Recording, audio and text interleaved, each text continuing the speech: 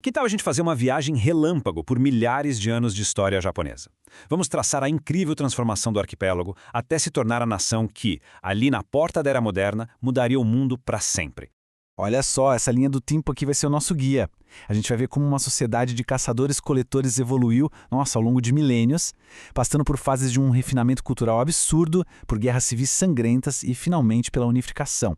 Tudo isso foi preparando o terreno para a entrada dramática do Japão na modernidade.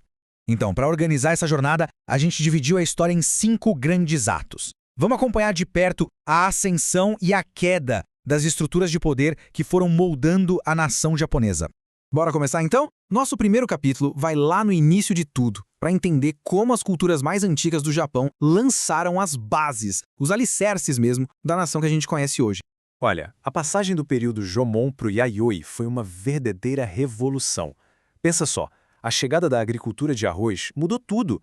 Não era mais só sobre o que comer, agora era preciso ter assentamentos fixos, era preciso cooperar, e junto com isso veio a metalurgia, trazendo ferramentas e armas novas. Essas inovações que vieram do continente geraram excedente de comida, geraram riqueza e, claro, como consequência, a sociedade começou a se dividir em classes. Foi o nascimento de comunidades bem mais complexas. E com o passar do tempo, um Estado centralizado começou a se formar, e a inspiração vinha muito dos modelos políticos da China. Uma corte imperial superpoderosa foi estabelecida. Eles absorviam a cultura do continente sim, mas não era uma cópia, sabe? Eles refinavam tudo, transformando em algo unicamente japonês. O auge disso foi a sofisticadíssima cultura de Heian. E é aí que clãs como os Fujiwara se tornaram gigantes, ganhando uma influência absurda. Não pela força da espada, mas pela astúcia, arranjando casamentos estratégicos com a família do imperador. Só que todo esse poder e refinamento da corte na capital não ia durar para sempre. Bem longe de lá, nas províncias, uma classe totalmente nova, uma classe de guerreiros, começava a ganhar cada vez mais força. É interessante pensar que a classe samurai não surgiu por acaso, sabe? Foi por uma necessidade bem prática. O poder da corte lá em Kyoto foi enfraquecendo e os donos de terra nas províncias pensaram, e agora, quem vai proteger o que é nosso? A solução foi contratar guerreiros. E o que aconteceu?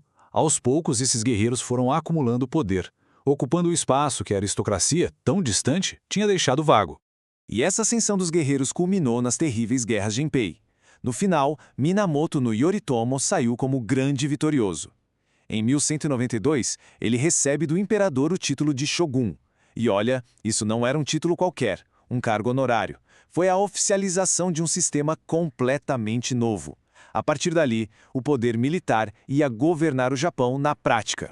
E isso criou uma realidade política fascinante, uma estrutura de poder dupla que é bem única na história. Pensa bem, lá em Kyoto o imperador continuava reinando, era a figura divina, o centro da alta cultura. Mas o poder de verdade, o poder político e militar, estava em outro lugar, em Kamakura. Era de lá que o shogun governava de fato, controlando as terras, o exército e toda a administração do país. Mas como a história adora mostrar, esse sistema de governo duplo também não era para sempre. Com o tempo, ele se desfez e o país mergulhou num período caótico, um século inteiro de guerra civil. E foi desse caos que o Japão renasceu, forjado como um estado unificado por 3 líderes simplesmente notáveis. Esse foi o famoso período Sengoku, a Era dos Reinos Combatentes. Foi um tempo de guerra civil constante, onde os grandes senhores feudais, os daimyo, lutavam uns contra os outros pelo controle total. A velha ordem foi para o chão, e só os mais fortes e os mais espertos conseguiam sobreviver. E foi no meio desse caos que surgiram os 3 grandes unificadores do Japão. Primeiro, Oda Nobunaga, que começou tudo com uma conquista militar brutal e implacável. Depois da morte dele, seu general mais leal, Toyotomi Hideyoshi, pegou o bastão e praticamente completou a unificação. E por fim, veio o mais paciente e astuto de todos, Tokugawa Ieyasu. Ele esperou o momento certo, manobrou e saiu como grande vencedor de tudo. E o ano de 1603 é o marco. Tokugawa Ieyasu finalmente é nomeado Shogun. E com ele nasce o Shogunato Tokugawa. E aqui começa o período Edo, uma era de mais de 250 anos de paz. Uma estabilidade quase inacreditável se a gente pensar no século de guerra que veio antes. Então, Com o país finalmente unificado e em paz, o shogunato Tokugawa tomou uma decisão drástica para manter o poder e a estabilidade. Ele decidiu fechar o Japão para o resto do mundo. Essa política ficou conhecida como Sakoku, ou País Trancado. A ideia era bem clara: eliminar qualquer influência estrangeira, principalmente o cristianismo, que na época era visto como uma grande ameaça política, algo que podia desestabilizar o novo regime.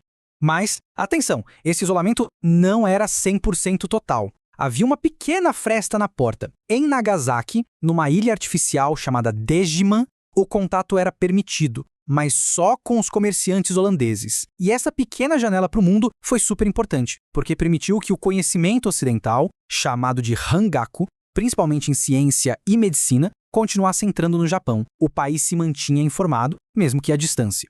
E essa paz isolada durou mais de 200 anos, até 1853. Foi nesse ano que o isolamento foi quebrado, e de forma bem dramática, com a chegada dos navios negros. Eram, na verdade, navios a vapor americanos, uma frota liderada pelo Comodoro Matthew Perry, que entrou na Baía de Edo. Eles não vieram para conversar. A mensagem era clara: uma intimidação militar para forçar o Japão a se abrir para o comércio com o mundo.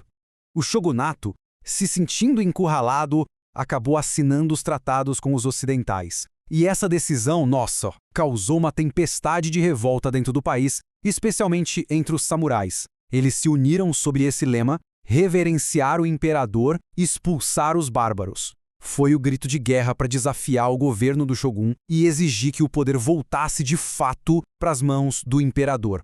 A chegada dos ocidentais foi o estopim. Desencadeou uma série de eventos, um atrás do outro, de forma muito rápida e violenta, que levaria ao fim de centenas de anos de governo dos samurais.